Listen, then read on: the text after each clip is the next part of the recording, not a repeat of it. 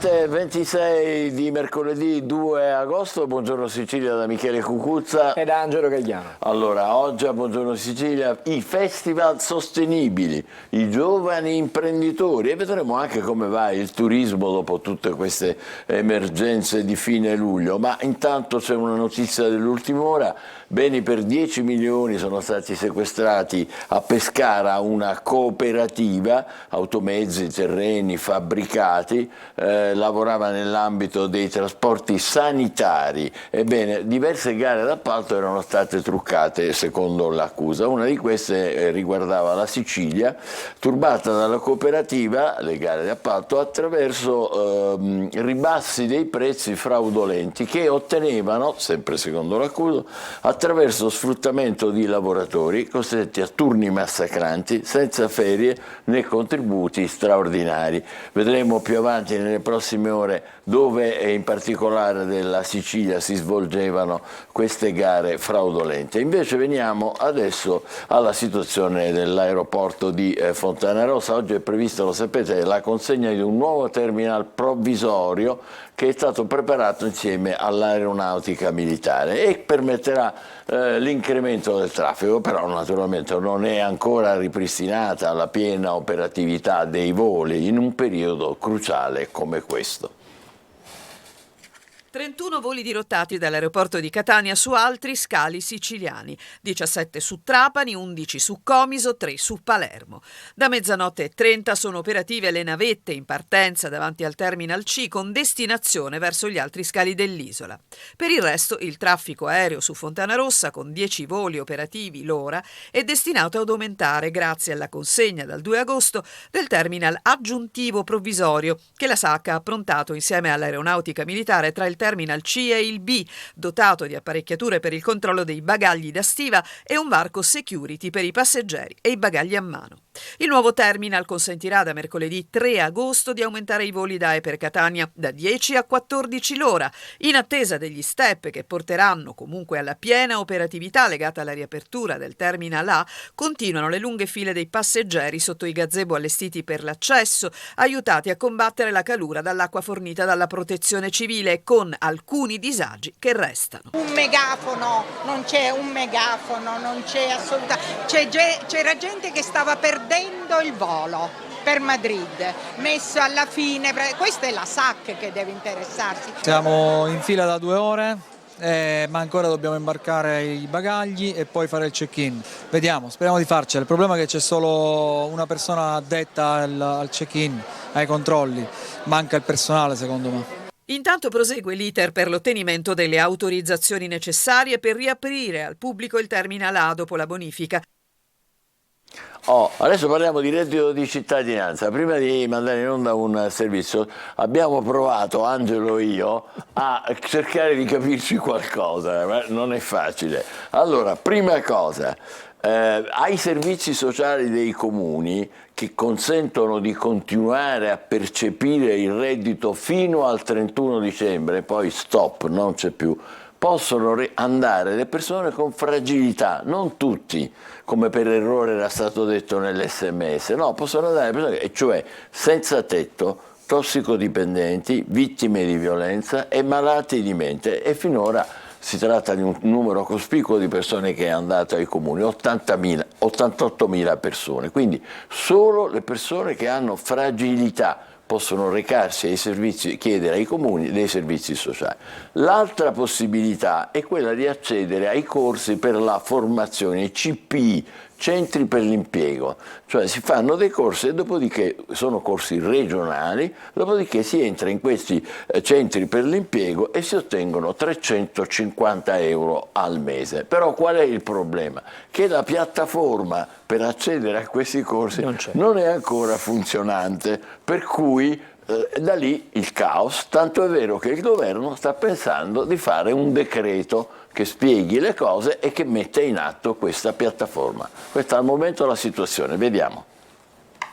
L'addio al reddito di cittadinanza ha gettato i comuni nel caos per la protesta crescente dei cittadini che da un giorno all'altro si sono visti privati del sostegno.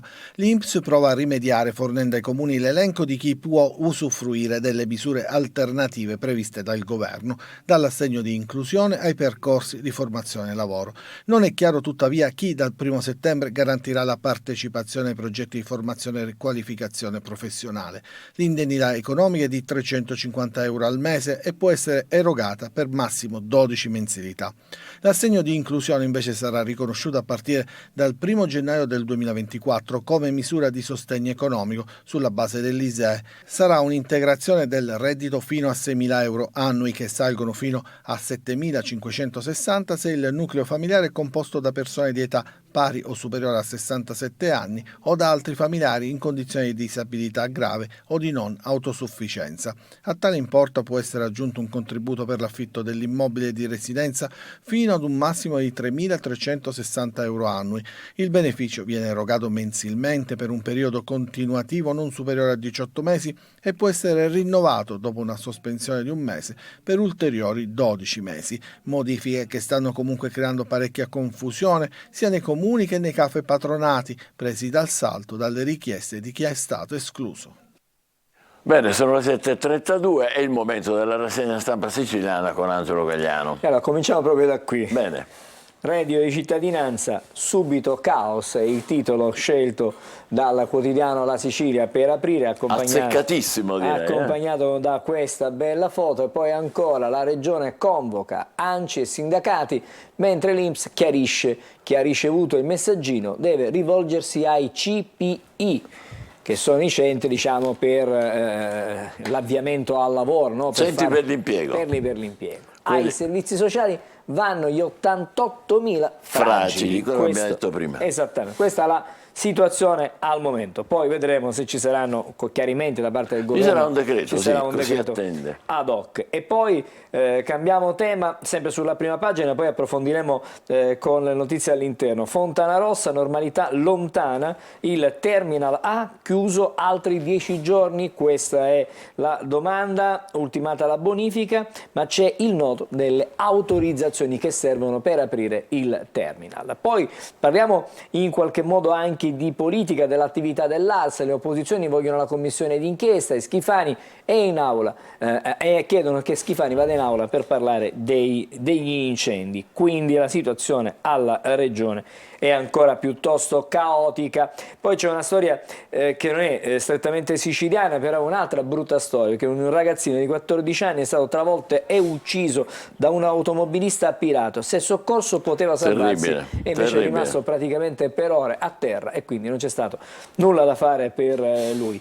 Due curiosità ancora dalla prima pagina della Sicilia, perché a Catania un cinese era in pullman con 1 milione in contanti. E non gliel'hanno rubati. Assolutamente. Quindi avete visto, siamo persone oneste. No, però insomma stava cercando evidentemente di andare altrove, portava questi soldi da qualche altra parte. Questa è la prima pagina della Sicilia. Ora andiamo ad approfondire i temi all'interno. Ieri c'è stata la cerimonia del ventaglio, ne abbiamo parlato anche nel corso dei nostri telegiornali, e adesso c'è la scommessa dell'ARS, che è quella di varare la manovra entro l'anno. A margine della cerimonia del ventaglio la sfida è stata lanciata da Galvagno, mentre Schifani assicura: spenderemo tutti i fondi dell'Unione Europea, perché il rischio è di perdere questo è molto importante, davvero tanti soldini per la nostra regione, che sono necessari per le nostre città e per le nostre periferie soprattutto, è vero? E soprattutto su questo tema, a proposito di periferie, fra poco ci torniamo con altri temi. Il reddito di cittadinanza, ecco, andiamo a vedere qualche cosa in più, perché la regione vedrà sia l'ANCI che i sindacati,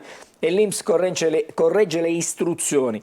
I destinatari degli SMS devono andare ai centri per l'impiego, esatto, e ai servizi sociali vanno solo i fragili che lo riceveranno. Quindi questa è una missione dell'errore del famoso SMS che abbiamo mostrato tante volte, perché quello diceva andate ai servizi sociali, tutti, no, non è vero, l'abbiamo spiegato. Vanno soltanto una fetta, una parte, i fragili. E poi c'è una breve stamattina sulla Sicilia c'è una breve, diciamo, guida a quelle che sono le varie opzioni, no? Sì. Per avere ancora l'assegno unico va presentata una nuova domanda, questo per il 2024. Gli occupabili a settembre dovranno iscriversi alla nuova piattaforma e seguire poi un corso. Il corso Quindi, di formazione di cui ci sono- parlavamo, ma esatto. la piattaforma ancora non c'è. Quindi bisogna aspettare. Poi c'è una guida molto dettagliata, chiaramente vi invitiamo ad approfondire perché i meandri sono tantissimi, si rischia di perdersi davvero. Ancora gli incendi, ecco il tema piuttosto attuale perché la Sicilia ha una sorta di nuovo allarme, di una nuova allerta. Ci sono di nuovo roghi un po' sparsi per l'intera regione perché aumentano le temperature, c'è di nuovo un po' di vento e allora c'è di nuovo allarme. Però le opposizioni chiedono che Schifani vada a riferire in aula, una seduta movimentata con le opposizioni che chiedono una commissione di inchiesta sui roghi che hanno devastato la Sicilia. Il ministro Musumeci si difende a Roma, sempre fatto il mio dovere. E poi c'è ancora Eccolo qua. il tema dell'aeroporto, vediamo qua, il rogo all'aeroporto di Catania apre il terminal d'emergenza, ma per la normalità si parla del 12 di agosto. Ti rendi conto? Alla vigilia di Ferragosto. Senti, io farei gli scongiuri quando ci sono le date, sarebbe meglio fare perché abbiamo sentito in questi giorni un numero impressionante di date che avrebbero consentito riprese più o meno regolari. Lasciamo perdere. Diciamo meglio, che in questo momento non ci addentriamo non in queste c'è la situazioni. piena operatività. Però dovrebbe aprire, Però apre il termine d'emergenza, quello che abbiamo visto anche nelle immagini, è stato realizzato con la collaborazione anche dell'aeronautica militare. Questo per l'aeroporto di Catania. E poi a proposito di fondi, rigenerazione urbana, c'è una svolta, il Comune ha aggiudicato i contratti per la realizzazione dei 12 progetti dei piani urbani integrati, il sindaco Trantino, siamo tra i comuni italiani più avanti nella fase attuativa, investimento di 74 milioni di euro, che certamente non sono pochi. Insomma, molto positivo questa è una notizia certamente buona per la città di Catania. E poi altre notizie, vedete, sempre su Reddito di Cittadinanza la pagina dedicata alla città, nuove politiche attive, più attenzione ai meno ambienti. Per il sindacato provinciale UGL la riforma ora era prevista da tempo, occorre piuttosto rilanciare il fondo nuove competenze. Ma su questo tema c'è un allarme, l'allarme che viene lanciato diciamo dalla CGIL di Catania, fondi del PNR. Il governo centrale taglia oltre 300 milioni per Catania. no, questo non va bene. In realtà la cifra è molto più, diciamo, più vasta e riguarda tutta la Sicilia, oltre 1 milione di euro ci sono dei tagli nella rimodulazione.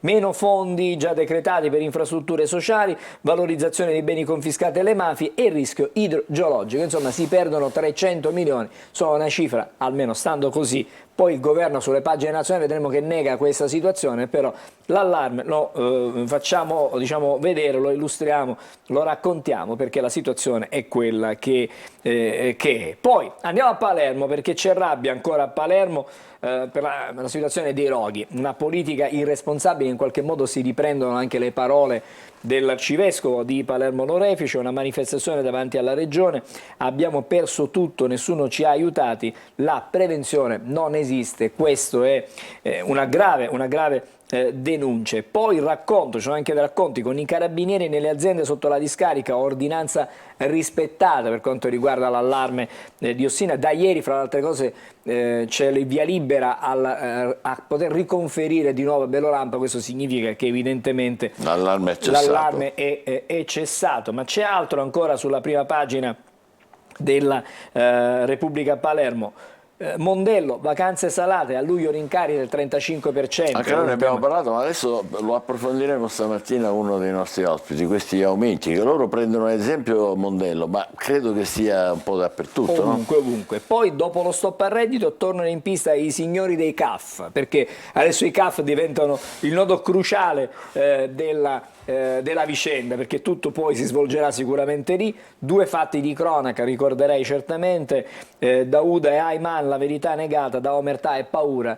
Primo caso avvenuto nella provincia di Ragusa, l'altro nel Messinese, due casi ancora aperti e non risolti. A proposito sempre della Repubblica, edizione di Palermo. Andiamo a vedere, cerchiamo di capire qualcosa di più. Dopo lo stop al reddito tornano in pista, dicevamo, i signori dei CAF, chiamano in tanti gli acchiappavoti, scrivono come Cuffaro e De Luca non fanno mistero di aver ricevuto centinaia di telefonate dagli ex percettori. I timori adesso nei quartieri, quelli più popolari, e monta la protesta. Leggeremo sui quotidiani oggi di tante manifestazioni che si stanno preparando o che ci sono state. Poi ancora sulla vicenda dei due casi che abbiamo visto, la procura dei minori in campo anche per Dauda. Sulla scomparsa del mediatore ivoriano indaga anche Catania per il possibile coinvolgimento di un giovane. Il procuratore di Ragusa ad Acate: c'è un muro di omertà, nessuna testimonianza. Caspita. Leggiamo ancora: l'unica pista porta al cementificio in cui per l'appunto il giovane lavorava, ha registrato anche un video prima di sparire, ma il tempo gioca a sfavore della verità. Questa la situazione che viene raccontata stamattina da Repubblica. Adesso voltiamo pagina, comunque cambiamo giornale, siamo su il giornale di Sicilia. Eccolo qui il titolo di nuovo, Michele, ne torniamo a parlare. PNRR, uno schiaffo alla Sicilia. Ti dicevo che i fondi sono di più. La rimodulazione decisa dal governo nazionale taglierà interventi per 1,4 miliardi nell'isola. Il rifinanziamento è solo una ipotesi remota, c'è l'allarme congiunto dei comuni e anche dei sindacati. Quindi vediamo di che cosa dice, quali sono i temi. Nella voragine dei soldi persi per le grandi opere non finisce solo il miliardo di fondi europei non speso in tempo, e adesso il rischio anche di una restituzione. Mamma Quindi mia. si rischia di perdere tantissimi fondi, tantissime possibilità per poter fare tanto per la nostra regione. Poi il ministro Fitto dice: strategie cambiate, l'Unione Europea d'accordo, il nuovo piano incassa il sì del Parlamento. E a proposito degli incendi e dei mancati investimenti, Schifani: abbiamo ereditato una situazione già in sofferenza. Ma sulla prima pagina del giornale di Sicilia c'è il reddito. I senza reddito nel caos, un vertice regione sindacati di cui abbiamo già parlato, ma ci capiscono poco, un po' tutti da questo punto di vista.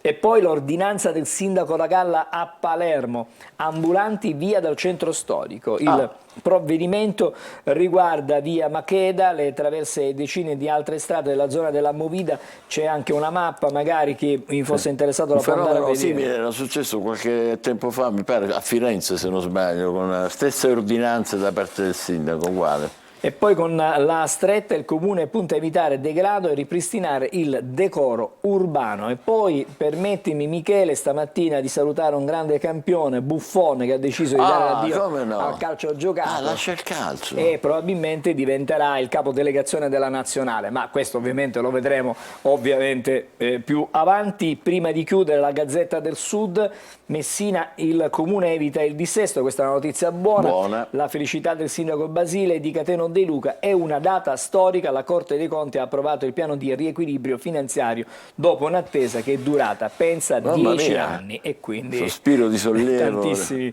E poi domani l'esplosivo per l'ultimo tratto del Ritiro, che è praticamente un viadotto che attraversa in qualche modo, insomma, la città di Messina. L'autostrada A20 domani mattina sarà di fatto chiusa dalle 6 alle 8 per 15 km fra gli svincoli di Rometta e Boccetta, per consentire l'operazione di brillamento dell'ultima campata del viadotto Ritiro in tangenziale. Non saranno sgomberati i cittadini della zona, ma tutte le auto saranno costrette per 2 ore a viaggiare sulla statale 113, immaginiamo. Che già in Ibiza i mezzi pesanti, aiuto! E quindi quello che succederà. E poi ancora PNRR sulle coperture, 2 verità.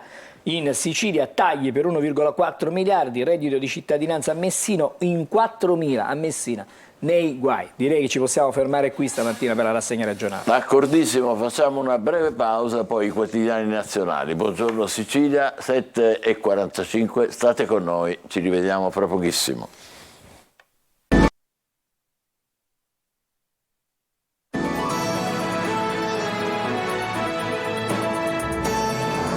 7:47, buongiorno Sicilia, da Michele Cucuzza Ed Angelo Gagliano. che è già pronto per la rassegna stampa nazionale, immagino. Sono pronto con il Corriere della Sera, Bene. guarda la prima pagina, manco a farla apposta, battaglia sui fondi del PNRR, siamo usciti proprio da questa notizia, ci rientriamo con i fatti nazionali.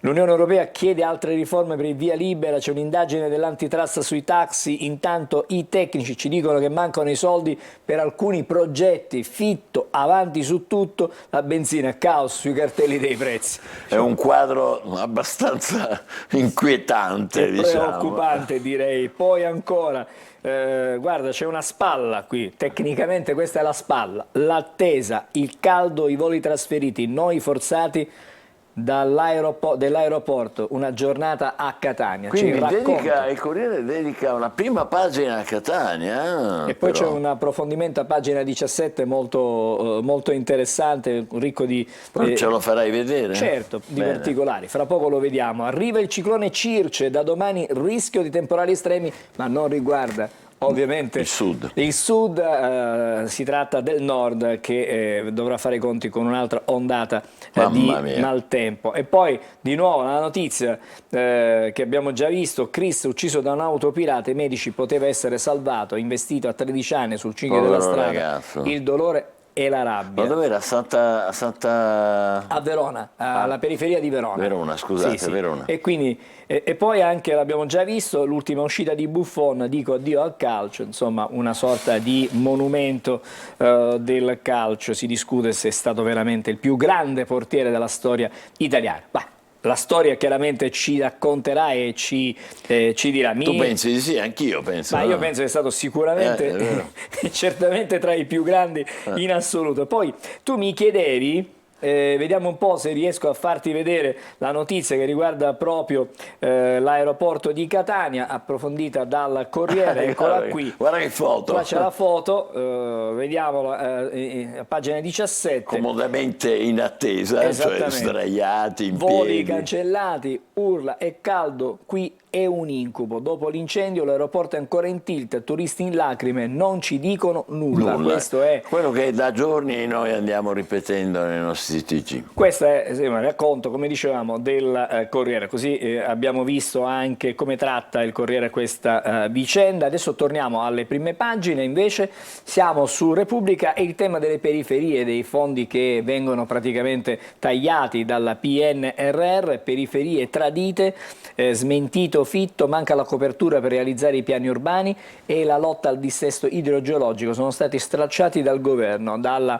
Napoli di Scampia alla Roma di Corviale, addio a 6 miliardi destinati a sanare il degrado abitativo e sociale. E qui delle rientra città. Catania sicuramente. E qui no? rientra anche Catania, Catania è un po' con le periferie siciliane. i 300 milioni insomma, che mancano Mamma a Catania. mia. L'economia a due velocità, giù il PIL, ma l'occupazione è record dal 2009. C'è questa Contraddizione apparente. Esattamente, questa grande contraddizione. Poi ancora, vedete, dall'estero incriminato Trump per l'assalto a Capitol Hill, queste magari ci torniamo, fra un po' ci torniamo su questa vicenda, il golpe in Niger, la grande fuga degli Sono europei. arrivati gli italiani stamattina, sono arrivati tutti via, non Erano c'è un più, centinaio quelli che erano non c'è più un in italiano Niger. lì, ma anche i francesi, tutti Sì, un po' tutti evacuati stanno tutti. rientrando. Investito e lasciato morire a 13 anni a Verona, se il pirata della strada l'avesse soccorso si sarebbe Che bella salvato. foto anche questa, che tristezza. È un ragazzino mamma che mia. giocava fra le altre cose con una squadra del luogo locale, una squadra di terza categoria se non Veramente se qualcosa non che ricordo male. agghiaccia, proprio, fa veramente male. E poi il calcio femminile, mi piace sottolineare un titolo polemico, il calcio, diciamo il mondiale dimenticato dai patriarchi della nostra federazione, nessun dirigente del calcio italiano pensa più che le calciatrici siano 4 lesbiche, scrivono qui, Come aveva detto come un qualcuno. vecchio presidente della Lega Nazionale dilettanti ebbe la diciamo, brillante idea di definire neppure. Però non si occupano ugualmente di... Hanno dimenticato questo mondiale, però insomma, può essere che ci sia un ripensamento. Andiamo adesso alla stampa. Il tema è quello, PNRR, lite, governo comuni, persi 16 miliardi, qui il titolo è proprio forte forte, Sì. il Fitto dice non bruceremo €1, il servizio studi del Parlamento lo smentisce, salari e reddito, patto PD e Movimento 5 Stelle. Questa è la situazione. E poi si parla anche di economia. Schillaci ha incontrato Giorgetti, 2 miliardi diciamo e mezzo per i medici, queste sono delle risorse. Magari si rimettesse a posto un po' la sanità pubblica, questo sarebbe veramente positivo. Non sarebbe male. Anche qui Chris, ucciso a 13 anni da un pirata in auto, i medici avremmo potuto salvarlo. Si ripete sempre questa notizia. Nordio, Bologna strage neofascista, c'è il ministro che si espone, sì. La destra assente alle celebrazioni del 2 agosto, la Schlein, noi ci saremo, no al revisionismo. Beh, è un'affermazione forte, decisa e fa insomma chiarezza. E poi fotonotizia, giù le mani dai film, centro sperimentale, l'intervista a Carolina Crescentini a proposito diciamo della cinematografia, il centro sperimentale di cinematografia per la protesta contro il governo che ne azzera i vertici. E quindi il rischio è che un pochino sia limitato si cerca l'indipendenza del centro sperimentale così importante. Adesso siamo al Messaggero, stop al reddito, spinta ai corsi di formazione, un decreto per farli partire a settembre, incentivo di 350 euro. Il famoso decreto, vedete qua, e arriva qua finalmente. E speriamo insomma che fra poco se ne sappia qualcosa in più. Taxi, ora indaga l'antitrust, l'autority avvia accertamenti sulle auto in servizio, sui tassametri e sull'utilizzo del POS. Perché? Io questo non ho capito. Perché? Cosa c'hanno? Un nuovo capitolo si sono inventati, i taxi. Vabbè. Tutto nasce dal fatto che credo il ministro Salvini ha ipotizzato la possibilità di allargare le licenze e da lì poi una serie di... È cominciato tutto da lì. Esattamente. Ieri i sindacati hanno incontrato il governo, gelo sulla proposta della doppia licenza. Eccolo qui, non è diciamo esattamente forse la... Gradito. Esattamente. Se muori è lo stesso, le famiglie a difesa della classe di bulli. Latina, mesi di insulti in chat ad una ragazza, tutti promossi e niente lavori socialmente. No, ma questa è una cosa intollerabile. Ma dove è successo questo? E questa storia, ti racconto, è successo, guarda, in Latina. A Latina. Mamma mia.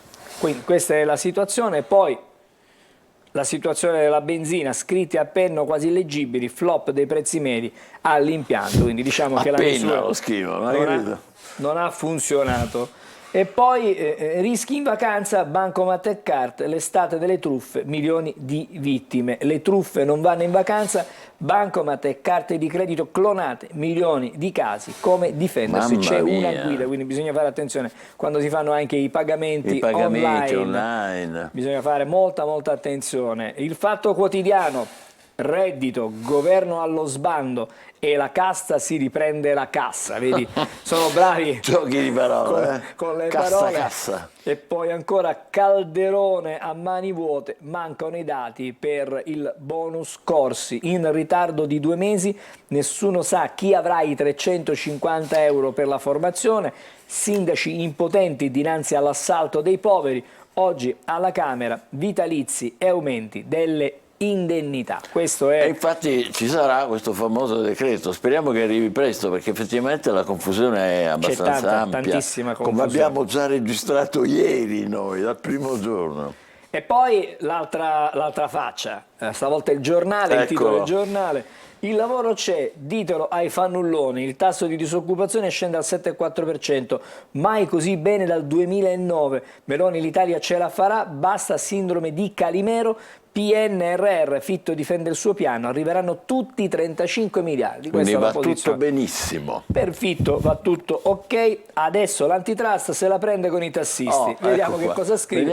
Il settore nella bufera, nel mirino POS, corse e tassametri. I sindacati al governo no alle doppie licenze. Quindi c'è uno scontro a 360 gradi su più fronti sulla vicenda dei taxi. Buffon, l'eterno Superman si ritira, per lui si apre la porta della nazionale, come abbiamo anticipato in qualche modo. E poi c'è una proposta di Renzi per il premierato. Renzi strizza l'occhio a Fratelli d'Italia. Quindi elezione diretta, immagino. Elezione diretta come i sindaci d'Italia in qualche modo. Sì. Questo è un suo vecchio pallino, non è una cosa nuova. Poi un paio di titoli: Avvenire, occupazione da record senza boom economico, questo è la stranezza, no?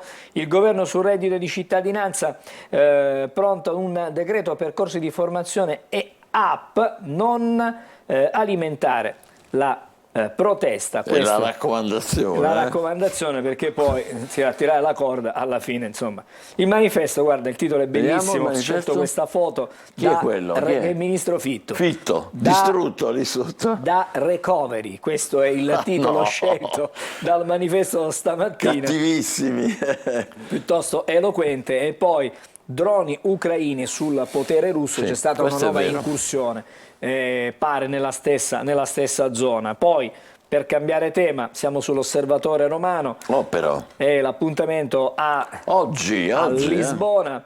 Inizia la giornata mondiale della gioventù nella capitale portoghese, dove arriva anche Papa Francesco domani, nella no, giornata ho sbagliato. di domani. Vabbè. Quindi, insomma, diciamo che è una grandissima, un grande evento. Abbiamo il tempo forse per leggere l'ultimo, al volo. l'ultimo titolo, eccolo qui: la sinistra fomenta il caos, lo scrive il Tempo, il reddito dei veleni, e c'è un invito del ministro Piantedosi: non soffiate sul fuoco, nessuno sarà lasciato da solo. Questo è importante. Mentre Foti dei Fratelli d'Italia, opposizione impegnata a far esplodere la tensione sociale, i Dem non mollano e chiedono a Calderone di riferire in aula. Boscia non c'è oggi. Eccolo qua. C'è. Alla Camera solo la cravatta, stop alle scarpe da ginnastica. Questo Vediamo è. che dice: guarda che non si può entrare con le scarpe da ginnastica. Lo so.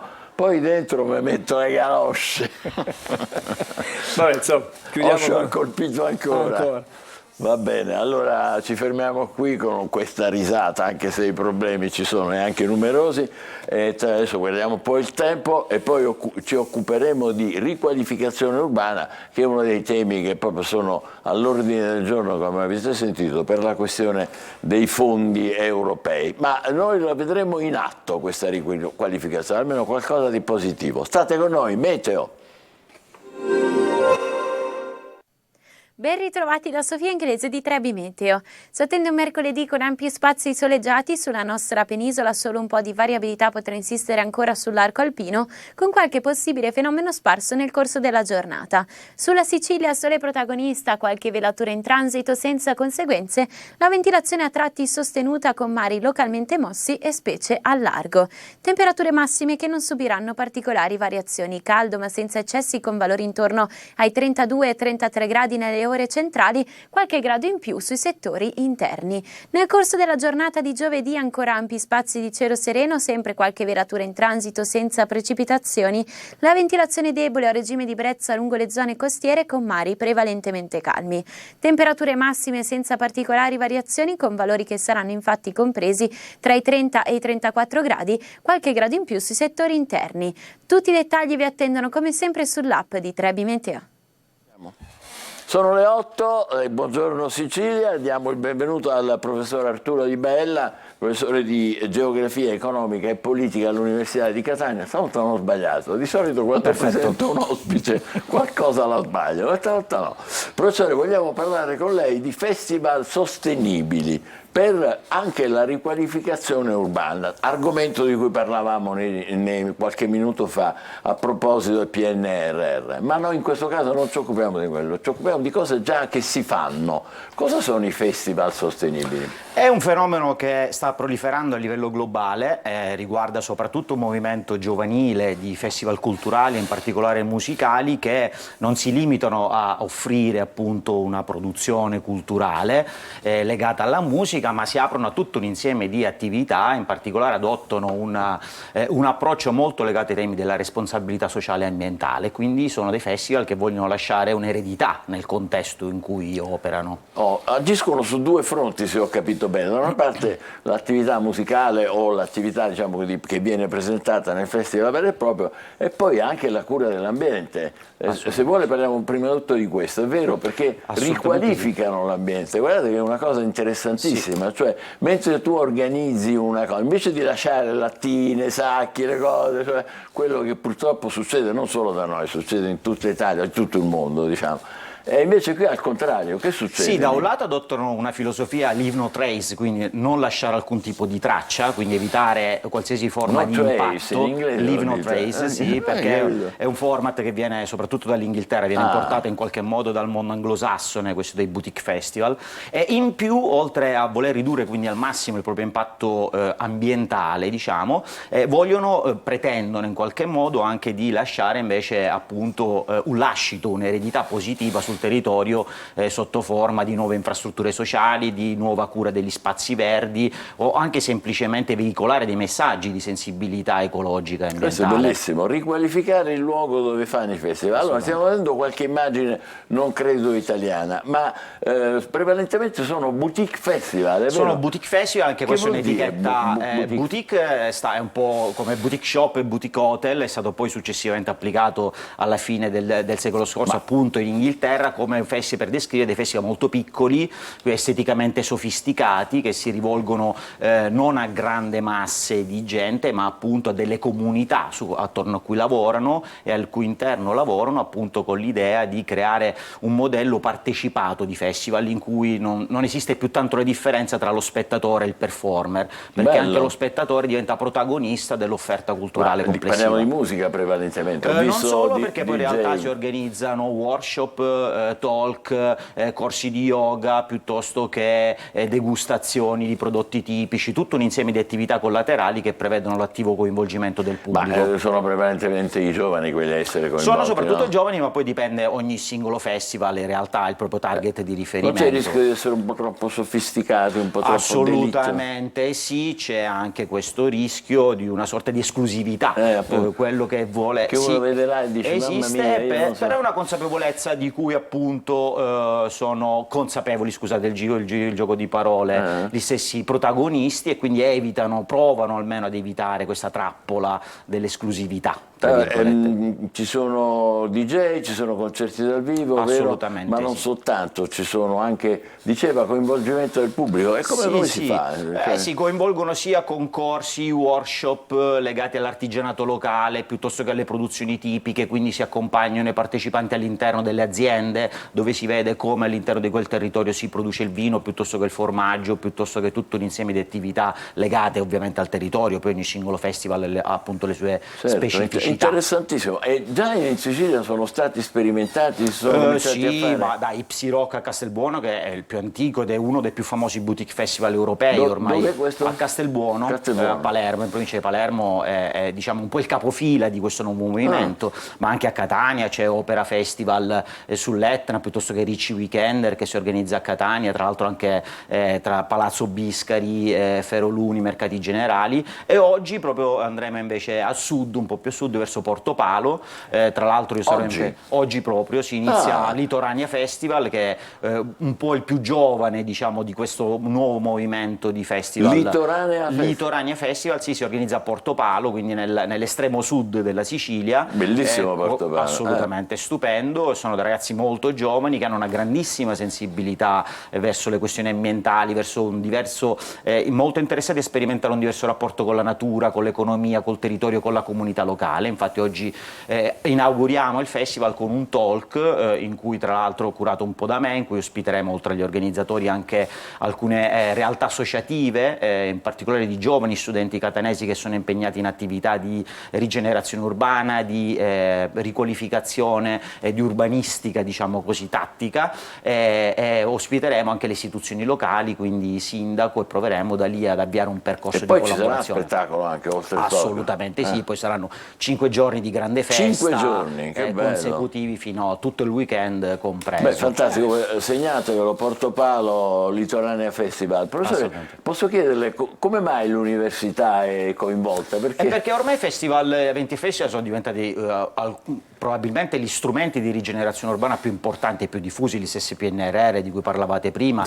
Ormai quasi tutti i comuni, prevedendo e sviluppando progetti di rigenerazione urbana, inseriscono anche i festival, perché i festival diventano degli strumenti fondamentali appunto di rigenerazione del territorio dal basso, attraverso cui coinvolgere non soltanto attrarre nuovi turisti dall'esterno, ma anche coinvolgere le comunità locali attorno a delle tematiche comuni e poi creare un percorso di sviluppo. È veramente musica per le nostre comunitario. orecchie, perdoni il gioco di parole, visto che sono festival prevalentemente musicali. Assolutamente sì. Professore, ci aiuta un po', se vuole, a districarci in questa storia delle periferie e PNRR, perché noi leggiamo naturalmente, essendo anche i giornali di orientamento diverso, come è giusto che sia, ognuno ha la sua opinione, ci mancherebbe altro. Però è vero che rischiamo di perdere un po' di soldi che avrebbero potuto essere utilizzati per rigenerare le periferie. Parlo in generale, non solo della nostra Sicilia, non solo di Catania, ma di qualunque territorio speriamo nazionale. di no, è un rischio concreto che esiste. Perché Fitto dice di no, mi pare di capire, lui dice non prendiamo neanche un centesimo, forse però cambiano le destinazioni. Non conosco le dinamiche politiche ed esattamente poi a che livello si dovrebbero individuare eventuali responsabilità, cioè se è un problema europeo oppure un problema di relazione tra Europa e Italia o addirittura tra Italia ed enti locali. Però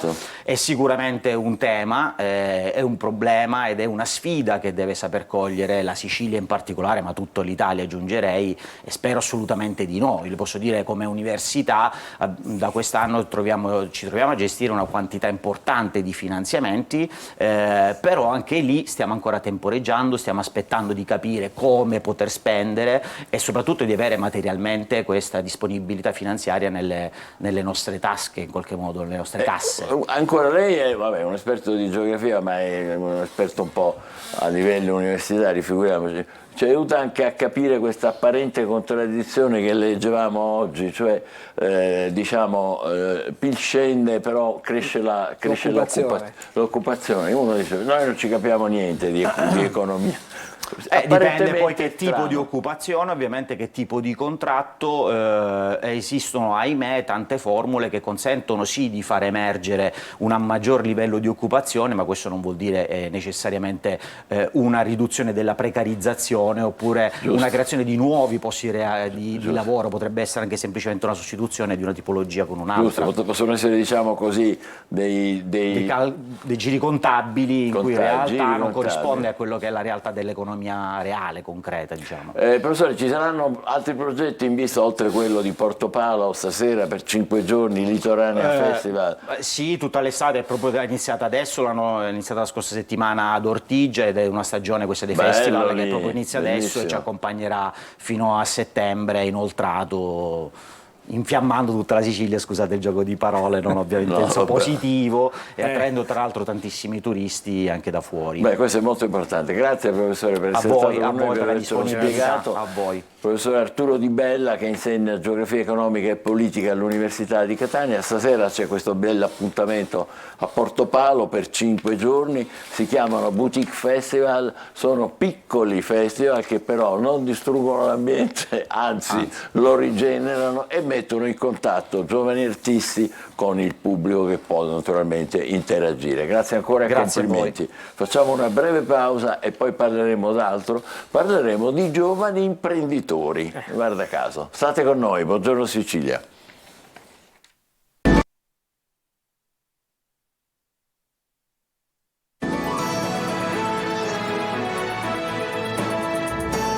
Sono le 8:12, buongiorno Sicilia, da Michele Cucuzza da Angelo Gagliano e da Marco Gullà, che è in collegamento con noi da Palermo, insieme con Nicola Farruggio, che è presidente di Federalberghi Sicilia. Buongiorno a entrambi, benvenuti. Sì, buongiorno, vicepresidente Nicola Farruggio. Te pareva che non sbagliavo, eccolo qua, il primo errore commesso, vicepresidente di Federalberghi Sicilia. Benvenuto anche a lei, dottor Farruggio. Allora, la prima domanda la faccio io, se tu permetti, Marco. Come va il turismo dopo tutte queste emergenze, incendi, aeroporti, purtroppo roba varia? Abbiamo visto l'altro giorno, grazie anche ai servizi del nostro Marco e dei colleghi che fanno i servizi, che diciamo va benone a ovest, un po' meno bene a est. Non so, speriamo che non sia esattamente così. A voi. In generale, buongiorno intanto, grazie per l'invito. In generale devo dire che la Sicilia comunque resta tra le destinazioni top dell'estate 2023. Al netto di questi eventi straordinari, la voglia di vacanza credo che supererà e supera ampiamente quelli che sono stati i disagi e comunque in qualche modo già sono rientrati e che comunque consentono in ogni caso di poter godere delle vacanze assolutamente sicure in Sicilia. Quindi diciamo che il nostro settore sta vivendo proprio quest'anno, nel 2023, una delle migliori stagioni che possiamo ricordare, soprattutto post-Covid, una ripresa del turismo nazionale, internazionale, soprattutto extraeuropeo, e siamo abbastanza contenti e soddisfatti per questo. Bene, Marco. Sì, tra l'altro, insomma, però dobbiamo anche dire che, come hai detto bene te, Michele, c'è una spaccatura del turismo, perché se, insomma, nella Sicilia occidentale abbiamo anche documentato che molte persone non hanno comunque riscontrato dei disagi a raggiungere, ad esempio, Palermo, nonostante il caos aeroportuale, diciamo, nella parte orientale qualche rallentamento c'è stato, Presidente. Sì. Ma è chiaro che insomma, i problemi dello scalo aeroportuale di Catania, che lo scalo rappresenta per la Sicilia una delle, diciamo, forse fa dei numeri incredibili, quindi chiaramente per tutto il turismo siciliano atterrare a Catania è importante, a prescindere per la visita della parte, diciamo, orientale della Sicilia, ma in genere per tutta la Sicilia. È chiaro che adesso la situazione sta rientrando, quei giorni sono stati giorni difficili, giorni duri, eventi straordinari che comunque un apprezzamento va a chi comunque sta lavorando e continua a lavorare fortemente per riportare, diciamo, la normalità, la regolarità sui voli. Lo scalo di Palermo ha cercato di compensare alcuni momenti di criticità dell'aeroporto di Catania. È chiaro che il tema dei collegamenti in generale, del raggiungimento della Sicilia anche in tempi di pace, così come si dice, è sempre stato uno dei nodi fondamentali per il turismo siciliano e per i numeri che fa la Sicilia. Nicola, qual è lo status in questo momento del turista che raggiunge la Sicilia? L'identikit, insomma, standard del turista che appunto viene da noi per trascorrere anche magari una settimana di ferie, di vacanze? La Sicilia è stata considerata forse la destinazione più esotica del sistema Europa, delle destinazioni europee, quelle chiaramente del Mediterraneo. Tra quelle del Mediterraneo, quella che interessa di più per il patrimonio culturale, per il patrimonio paesaggistico. È chiaro che in Sicilia nessuno si aspetta di trovare Stoccolma, per intenderci, ecco, la Svezia, una vacanza diversa. È una vacanza sicuramente esperienziale in tutti i sensi. Noi siamo operatori, dobbiamo essere bravi a capitalizzare intanto questo momento, cercare di essere più attrattivi ancora e chiaramente anche più raggiungibili. Sì. Dottore Farrugio, Marco, io scusa, prego. Stamattina c'è un'analisi, l'abbiamo vista prima sui giornali, soprattutto Repubblica Palermo, però segnala come la nostra Sicilia sia un po' salata, un po' cara, perché rispetto al 2022 c'è un più 35% di costi in generale, non un settore in particolare, non un settore specifico, perché il titolo è l'insostenibile pesantezza delle vacanze, perché praticamente si passa da 2.600 euro in media la settimana dell'anno scorso a 3.564. Mamma mia. La casa in affitto, non è il caso, diciamo, ma è aumentato del 400%, più 400 praticamente. Anche alberghi ho visto, scusi. Sì, un po' di tutto, praticamente una settimana di soggiorno a Mondello a luglio quest'anno ha registrato un rincaro del 35%. Questi ci fanno male questi rincari nell'ottica ovviamente del turista. Allora, io credo che bisogna capire qual è il concetto del caro. È caro per chi, per quali tasche. Noi abbiamo destinazioni turistiche in generale che sono, cioè che se dovremmo confrontarci con loro, io credo che la Sicilia non sia assolutamente così cara per come viene rappresentata. È chiaro che il turismo nazionale, cioè diciamo, se ci rivolgiamo al turismo nazionale, probabilmente, ma credo che sia aumentato un po' tutto, perché noi stiamo affrontando il tema del turismo, dei rincari sul turismo, ma potremmo allargarlo su altri settori. Il post-Covid sta registrando aumenti generalizzati su vari settori, quindi anche quelli di prima necessità a volte. È chiaro che il turismo, io posso dire una cosa, ho riflettuto anche con i colleghi all'interno di un direttivo che abbiamo fatto di Federalberghi su questo tema, il caro turismo in Sicilia. Noi siamo stati sempre tra le destinazioni meno care d'Italia in generale, anche le nostre città, Palermo, Catania, anche le destinazioni turistiche, quelle più conosciute, Taormina, non erano assolutamente così care come Venezia, come Firenze, come Portofino o anche Costiera Amalfitano, per intenderci, le isole, la stessa Capri. Insomma, mi sembra che siano destinazioni molto più care, eppure hanno sempre attratto un turismo di fascia alta. Allora, noi dobbiamo comprendere a chi ci dobbiamo rivolgere da qui in avanti. A un turismo mordi e fuggi, magari low cost, allora chiaramente non siamo competitivi, perché magari abbiamo Malta, l'altra isola che sta di fronte a noi, dove magari c'è un altro tipo di turismo, un altro tipo di vacanza e chiaramente magari più abbordabili, o verso altre destinazioni, alzando anche i livelli qualitativi delle nostre strutture, dei nostri servizi in generale, e non parlo soltanto delle strutture ricettive, ma anche di tutto quello che crea poi il sistema del turismo in generale in Sicilia, e quindi migliorare questi servizi per poter competere tra le destinazioni forse anche più care, ma probabilmente più desiderate e probabilmente anche intercettate da un turismo migliore. No. Quindi, scusi Ferruggio, credo che questa... Una cosa che riguarda Catania, Sì. ma può riguardare un po' tutta la Sicilia, se si va in giro per l'estate, visto che i catanesi in questi giorni vanno al mare, quelli che possono ci riescono, in giro per l'estate si sente parlare inglese, no? Sembra di essere in una città che non fa parte dell'Italia, perché la maggior parte dei turisti sono stranieri, è vero questa cosa? Assolutamente sì, stranieri e molti extraeuropei provenienti anche dal Sud America, dagli Stati Uniti, dall'Australia, dal Sudafrica. Quest'anno abbiamo avuto anche un buon numero di turismo anche sudafricano, latinoamericano, canadese. Allora, paesi dove dobbiamo anche confrontarci con l'economia di questi paesi, soprattutto gli Stati Uniti, l'Australia, dove il concetto di caro spesso, allora, io credo che il turista diffida dove la tariffa è troppo bassa, comincia a dubitare.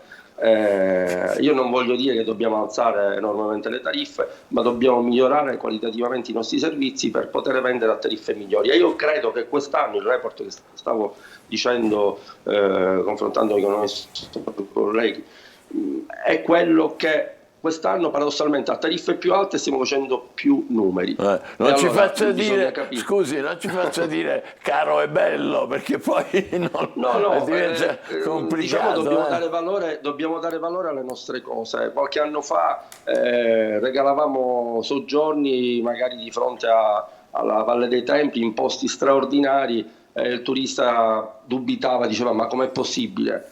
Questi non si rendono conto di quello che hanno. Allora noi dobbiamo renderci conto che abbiamo un patrimonio enorme, un patrimonio di un grande valore, e chiaramente questo valore dobbiamo capitalizzarlo. Io non dico spennare il turista, assolutamente no, ma cominciare a dare valore alle cose. La qualità si aumenta anche, Nicola, con il personale. C'è ancora un problema di carenza di personale negli alberghi, nei ristoranti, nelle pizzerie? Assolutamente sì, questo è il nodo cruciale e io dico la nostra scommessa. Noi dobbiamo professionalizzare molto di più il personale, non più un posto di lavoro per sbarcare il lunario, ma cercare di avere professionisti del settore che lavorano soprattutto nel turismo, che è la nostra vera industria in Sicilia. Lì ancora abbiamo tanto da fare, tutta strada da fare, professionalizzare i nostri lavoratori, avvicinare i giovani verso il turismo, che non è un lavoro così occasionale come si possa pensare di fare per un determinato periodo, ma deve diventare una reale professione per chi vuole fare questo lavoro. E questo da cosa dipende? Dipende dal vostro contatto con le scuole alberghiere, che è difficoltoso, cioè la domanda si incrocia veramente con l'offerta e viceversa, oppure no? Io credo che bisogna professionalizzare il settore partendo dal riconoscimento del settore come una professione. Cioè oggi chiunque può fare turismo, si parla di turismo come si parla di calcio, chiunque sa di turismo, così come sa di calcio, diventa allenatore da un giorno all'altro. Allora non possiamo continuare a pensare che questo turismo in Sicilia possa essere fatto in maniera estemporanea da chi fa magari altri mestieri e occasionalmente si occupa anche di turismo, perché tutti alla fine se all'interno delle nostre conoscenze abbiamo qualcuno che si occupa di turismo così. Bene, è giusto quello che dice. Non è un lavoro che si può fare così come le professioni di avvocato, di medico. Io credo che bisogna questo studiare, è sacrosanto, dottor Farrugio. Per poter fare, e mi auguro che anche la politica sotto questo aspetto possa indirizzare lo sviluppo del turismo anche attraverso questo tipo di... Benissimo, grazie davvero a Nicola Farrugio, vicepresidente Federalberghi Sicilia, grazie naturalmente a Marco Gullani, che poi ritroveremo presto per i nostri collegamenti e servizi naturalmente. Adesso facciamo una pausa e poi ancora altri argomenti. Buongiorno Sicilia, state con noi.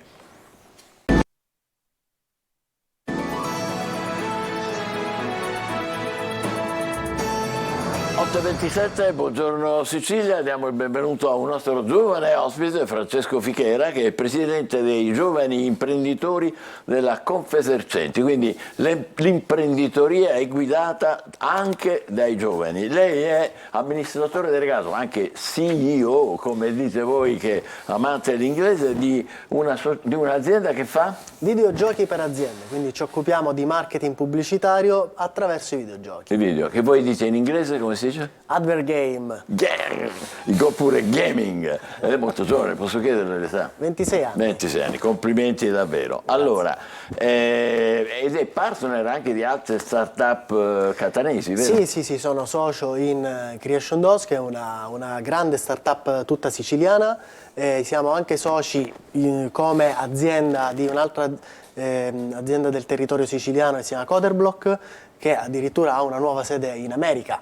Caspita, quindi ci sono tanti talenti in Sicilia. Ma davvero complimenti. Siete in tanti, cioè cominciamo anche un po' a quantificare, perché io ho una statistica secondo cui i giovani imprenditori come lei sotto i 30 anni sono in Sicilia il 10,6, eccola qua, la vedete qui, sul lato destro c'è scritto Sicilia 10,6, sul lato sinistro Lombardia 13,5, Campania 11,9, siamo terzi, cioè siamo messi benissimo. Sì, devo dire che c'è una grande energia da parte dei siciliani nel voler creare nuovo lavoro, fare impresa. Mi piacerebbe anche scoprire quanti delle persone della Lombardia poi in realtà sono siciliani.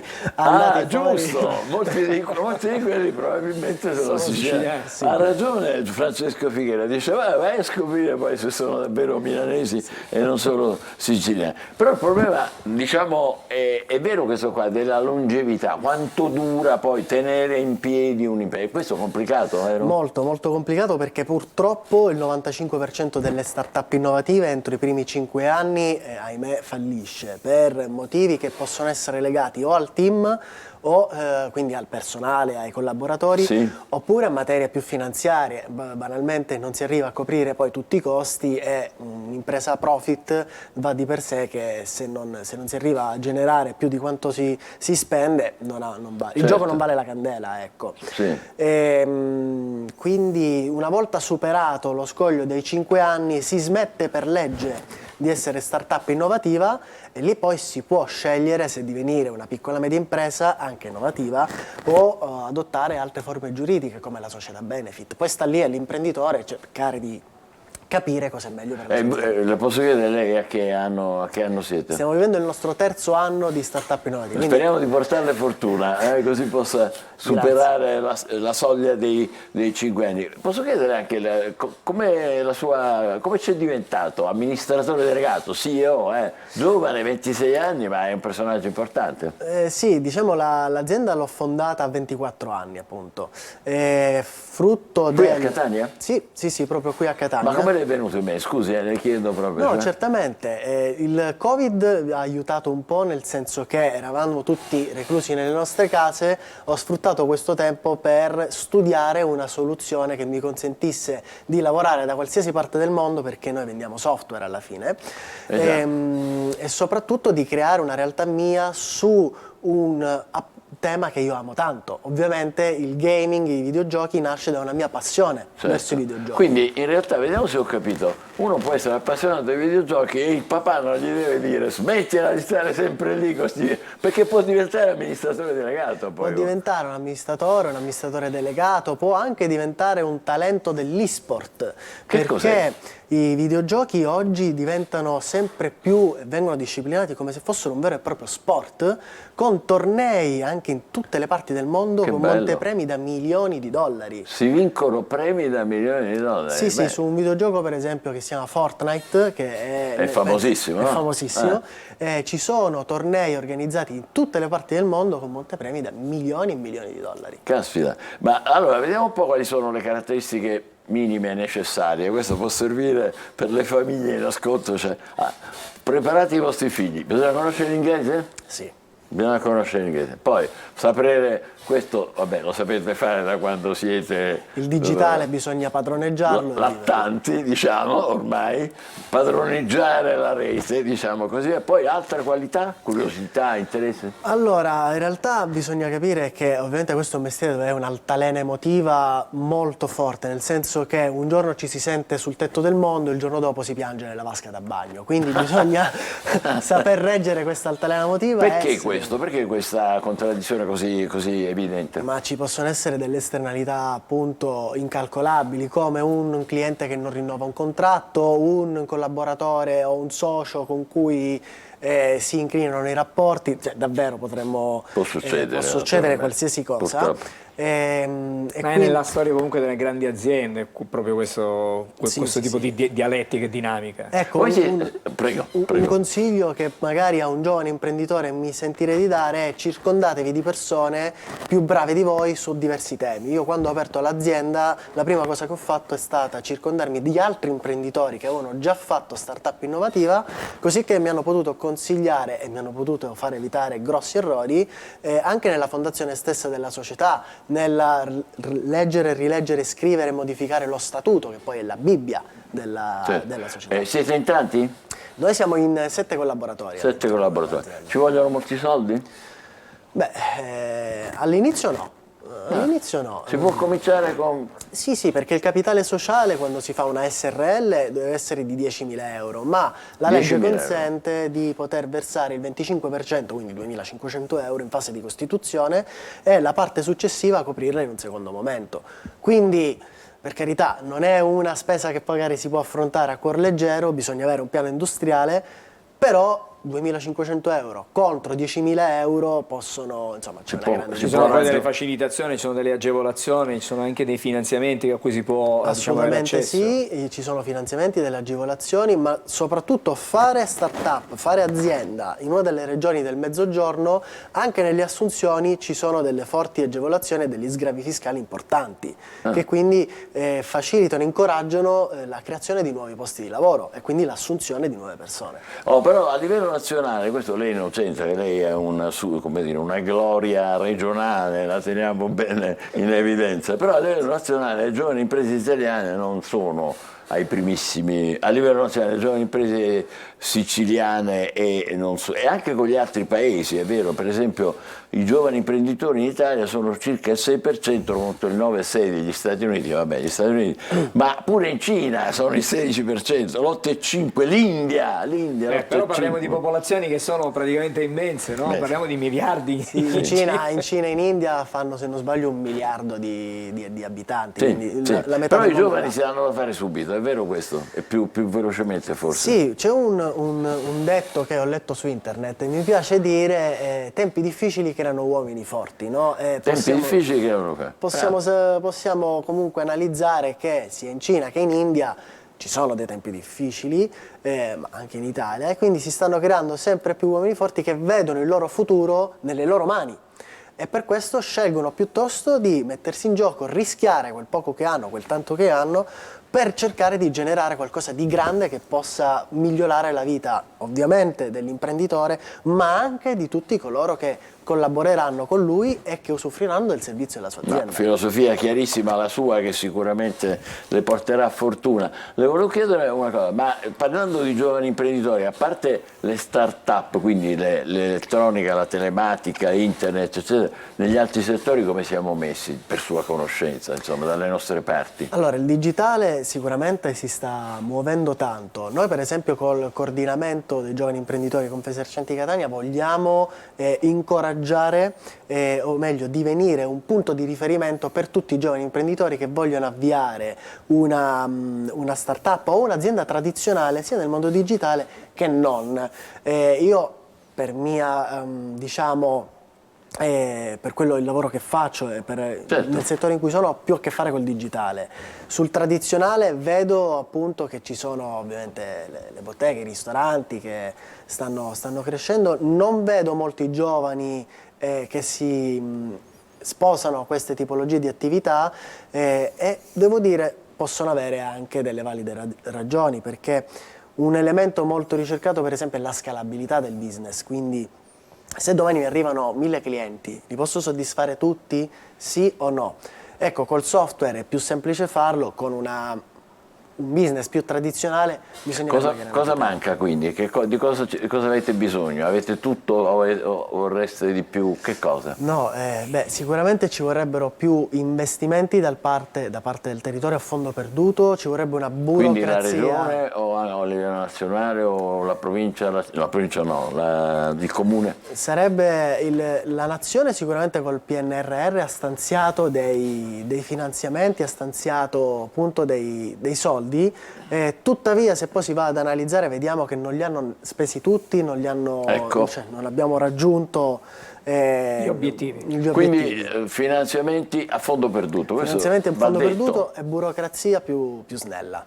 Che è complicato tutto da noi. Sì, è un po' complicato, anche i bandi stessi non sono molto chiari. L'ultima cosa le voglio chiedere, facendole ancora i complimenti, una sua valutazione su questa cosa che leggevamo sui quotidiani stamane, ne parliamo un po' con tutti. Aumenta l'occupazione, com'è? Aumenta l'occupazione, però il PIL diminuisce. La ricchezza diminuisce ma aumenta l'occupazione. Apparentemente è una contraddizione, aumenta l'occupazione dovrebbe crescere la ricchezza complessiva. Non è una contraddizione? Ci spiegavano poco fa, dice può dipendere anche dal fatto che ci sono lavori part time di più, lei come se lo spiega?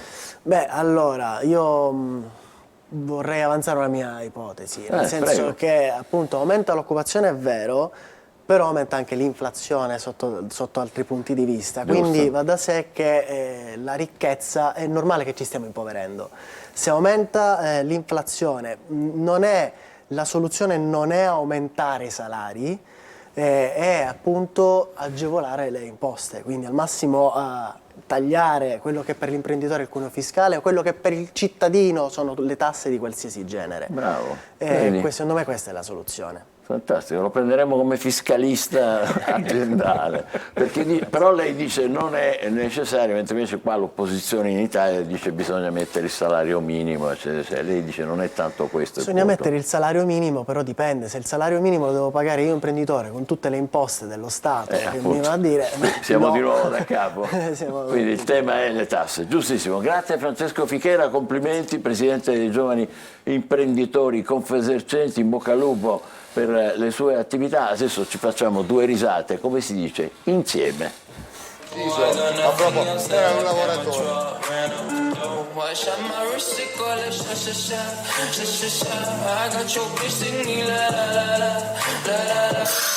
Nicola Babescio. Ah, sì. Buonasera. Cosa? Com'era? Cucciolo. Stai calmo. Se ti dovessi dire... Sì, un babbuino e un scimpanzé. Sei tu che mi hai messo in bocca la canzone, che vuoi? Non ho messo in bocca niente. No, mi hai messo in bocca la canzone invece. Ho detto babesciò, Sì, scusami. Sono cose che tu sai. Usa l'uomo. Ma Non ho detto il barbiere. Sì, ma hai detto un salone, hai detto un il salone. salone. Ma quale salone? Che salone? Perché dal barbiere entri in un hai salone, ragione. da barbershop entri in un'emozione. La so. Scusatemi un attimo. Vito! Ma sta cosa. Ci vengo...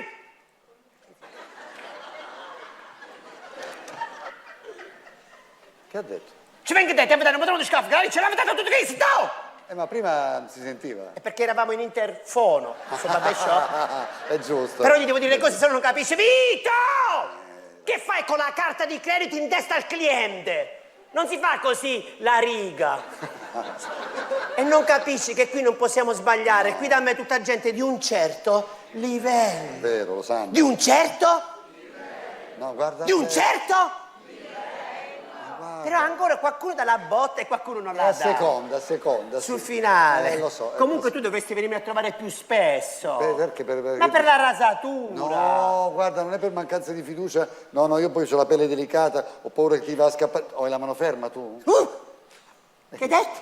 Hai la mano ferma. Ferma? Guardi che io quando faccio la barba sono talmente delicata che la mano è ferma, è il cliente che si muove. Quella è maggiore sicurezza, dicevo. Pensi che l'altro giorno stavo rasando un signore, mentre lo rasavo si è addormentato. Si è addormentato solo che ogni tanto si deve...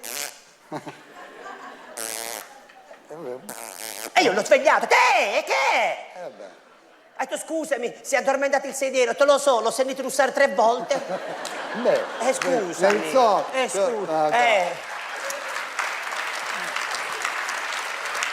Scusatemi un attimo. Scusatemi un attimo, Vito! Oh, mamma mia. Ma tutte le volte che tocca la cristiana fa sempre quello che può usare sempre un po' di gigante, Giacco! Stavamo a dire? Guardi, io sinceramente ho perso anche un po' il filo. E che fa casi, Vito? Perché hai messo il gel a Frammartino? Lo sanno tutti, sul cappuccino ci va la schiuma. No, siamo proprio all'ABC, E non capisce che qui non possiamo svegliare. Occhio alla botta. Finale. Qui tutta gente di un certo. E questo è calmo. Di un certo. Di un certo. La botta. E ma l'ho sentita. Pure io ho sentito la botta. Ma l'ho sentita. Comunque da me vengono un sacco di personaggi, un sacco di VIP. È bello. Sì, Lo sapete che è venuto l'altro giorno? È ben frequentato. Chi è venuto? Tony Servillo. Caspita, premio Oscar, caspita. È arrivato Tony Servillo, entra. Perché lui ha il segnapassi all'ingresso. Il segnapassi per entrare elegantemente. Sì, questa è una bella Arriva trovata. Tony Servillo, si accomoda, mi ha fatto impazzire. Perché? È per Servillo. Capito? E qui li voglio corti, e qui li voglio lunghi, fammi il trattamento. Ho detto, ehi! Guarda che è la grande bellezza. È finita. Ecco, bravo, hai fatto bene. Comunque adesso me ne devo andare perché Sì. stasera c'ho un corso di aggiornamento a Equitalia. Corso di aggiornamento Equitalia. Che c'entra qui? Come che c'è? Quelli sono i numeri 1 a fare pelo e contropelo. Questo è vero. Questo onestamente... Che faccio? Faccio il tuo nome? Perché hai buoni rapporti? No, però credo che ne hai bisogno. Elegantemente. Mi può servire, ma veramente di conoscenza. Domani alle 21:30 rideremo ancora con Tommy Terrafino e tutti gli altri d'insieme. È venuto il momento di interloquire con Marco Amato che già beve il suo caffè. Beato lui. Buongiorno Marco. Buongiorno Sicilia, buongiorno Michele, buongiorno Angelo. Buongiorno. Evviva, è bello caldo quel caffè già. Assolutamente. Senti, sì. chi prendi di mira oggi? Allora, oggi sotto i riflettori delle stelle vorrei mettere Francesco Totti e la sua Noemi. Mi ha incuriosito moltissimo questo caso, anche perché per la prima volta in maniera un po' anomala conosco il segno di Francesco Totti che è un bilancia, ma non è mai stato reso noto il segno zodiacale di Noemi. Noemi ci tiene moltissimo a mantenere la sua privacy e la sua discrezione, e questa è una cosa che un astrologo apprezza moltissimo, anche se per come si è comportata e tutta una serie di cose la Vergine, la Bilancia e il Capricorno possono essere dei segni attribuibili a questa tipologia caratteriale. Può essere o Mentre Vergine nello o Bilancia o specifico- Capricorno, hai capito? Ecco qua. Ma entrando nello specifico appunto, perché questa coppia Bilancia è un segno zodiacale che tende moltissimo ad avere una certa esecuzione etica è molto giusta, bilancia segno di giustizia, ed è stato 1 anno e mezzo, 2 quasi, in cui questo segno zodiacale ha patito moltissimo per riequilibrare la sua situazione familiare, economica e tutto il suo establishment. Ecco, la luna, super luna in Acquario che c'è per adesso, può compiere una magia incredibile. Ecco, si è vociferato che questa coppia avesse una crisi, si è vociferato che questa coppia appena nata in mezzo al glam dello scandalo avesse già una caduta. Non è così, perché comunque la bilancia, almeno tra alti e bassi, riconquista la sua voglia d'amare. Vi dicevo, nello zodiaco super luna in Acquario, quindi segni d'aria super seduttivi e molto in ripresa, quindi Gemelli, Bilancia, Acquario top di gamma questa settimana. Oggi in particolare l'opposizione Mercurio-Saturno tendono moltissimo a parlare poco ma agire tantissimo. Questo accadrà agli Aria che, nonostante sono i segni della comunicazione, terranno a tenersi qualcosa per sé, mentre invece ne godranno moltissimo gli Acqua, Scorpione, Cancro e Pesci, troveranno il sofismo giusto per puntare l'accento dove vogliono e per chiarire qualcosa di importante. Il Cancro in amore, lo Scorpione a tutto campo, i Pesci in termini di ruolo, mentre invece i Fuoco tenderanno a essere un po' evidenti e in fuga, sia per desiderio di libertà e di riposo, in particolare l'Ariete, sia per riprendersi un amore, Leone, sia per riequilibrare i propri rapporti in generale, Sagittario. Rimangono in terra Toro, Vergine e Capricorno un po' statici, e una luna in Acquario non aiuta sicuramente il Toro a comprendere la realtà in cui agisce, quindi le responsabilità delle azioni, mentre invece la Vergine proverà a essere molto più diplomatica, scientista e anche un po' meccanica. Capricorno invece si rende conto di quanto le passioni, per quanto sia irrazionale, giocano un ruolo essenziale nella loro vita. E per oggi dall'astrologo è tutto. Grazie Marco Amato, come sempre puntuale, ricco di dati e di informazioni. Angelo, vogliamo dare un'occhiata ultima finale ai quotidiani? Sì, stamattina una chicca, fra virgolette, arriva dal mondo della musica, perché si cercano notizie di Britney Spears, non si hanno più notizie, perché è sparita. Ci sono i complottisti del web che sono scatenate. Dov'è davvero Britney Spears? Le nozze, una finta. I suoi post, grida aiuto. Per i fan è rinchiusa in una clinica. Questo forse è non quello sta bene. E c'è un hashtag Britney's not free, non è libera. È uno degli hashtag che online raccolgono le prove presentate da molti fan che la cantante non sarebbe ancora libera di vivere in modo autonomo nemmeno dopo la fine della tutela giudiziaria paterna sancita nel 2021. Aveva avuto questa vittoria di essere... Per i fan che prima di allora pubblicavano appelli di grido di Britney, Free Britney, l'ex pop star sarebbe rinchiusa in una clinica contro la sua volontà. Speriamo che non sia vero, ci dispiace molto perché lei è una grande veramente. Ha 60 milioni di dollari di patrimonio gestito fino a qualche anno fa dal papà. Evviva, complimenti, brava. Allora, lo sapevi che il 2 agosto del 216 a.C. c'è stata una ieri. È stata una delle battaglie più importanti, l'avrai studiata a storia. Come no? Anche io l'ho studiata. È una delle più scocenti sconfitte dell'esercito romano, la battaglia di Cannes, che non è Cannes in Francia, non è nemmeno Cannes in Africa, ma è in Puglia, la battaglia di Cannes, quando Annibale annientò le forze romane usando per la prima volta nella storia la tattica dell'accerchiamento. Pensa. Facciamo adesso un volo in avanti di 1200 anni, 1216. Siamo al 2 di agosto, San Francesco riceve da Papa Onorio III quello che tutti conoscono come il perdono d'Assisi, cioè la possibilità di concedere una indulgenza plenaria a chi seriamente pentito. La chiede proprio il 2 agosto in qualunque chiesa del mondo. E nel 1776, sempre il 2 agosto, viene firmata ufficialmente la dichiarazione di indipendenza degli Stati Uniti d'America. La stiamo vedendo in questo momento. Nel 1920 a Milano è nato Eros Macchi, uno dei primi e più importanti, eccolo qua, registi della televisione italiana. Grazie ai suoi sceneggiati ha raccontato a un pubblico che si riprendeva dalle ferite della guerra i classici della letteratura internazionale. Per esempio il 2 agosto del 1929 in Polonia è nato Shimon Peres, che sarebbe poi diventato, eccolo qua, presidente di Israele. Per la sua opera di conciliazione con i palestinesi nel 1994 gli è stato assegnato il Nobel per la pace. Altri due compleanni importanti cadono oggi. Nel 1924 a Roma nasceva Corrado Mantoni, che è il principe dei presentatori. Con la sua professionalità e impareggiabile ironia ha segnato lo spettacolo prima in Rai ma poi anche in Mediaset.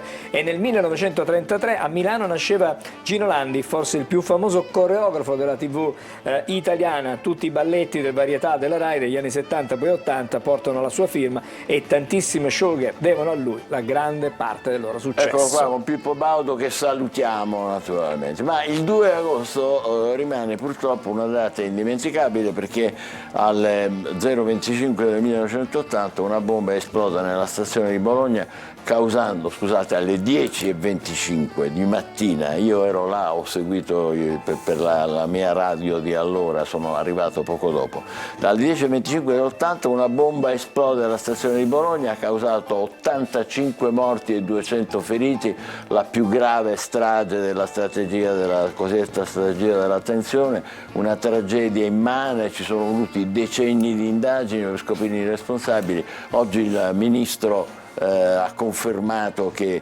si tratta di una strage compiuta da estremisti di destra e noi sappiamo anche finanziati da Licio Gelli. Il 2 agosto del 98, dopo 33 anni di digiuno, finalmente un italiano ha vinto il Tour de France, è Marco Pantani, guardatelo, il pirata, guardatelo così, che sulle montagne stacca tutto, fa il vuoto sul colle del Galibier prendendo un vantaggio di 9 minuti sugli avversari. Pensate che roba, poi purtroppo quel guaio gli ha rovinato la carriera e anche la vita. Ma per chiudere parliamo di un grande musicista, il batterista Gene Capaldi, che nasceva il 2 agosto del 1944, ha suonato con i Traffic, uno dei gruppi più importanti degli anni 70, e noi ci lasciamo con le note di uno dei loro brani più famosi, Glad, felice, contento, anzi, se volete la mia opinione, la più grande band di tutta la storia del rock, no Rolling Stones, no Beatles, sono i Traffic. A domani, buona giornata, buongiorno.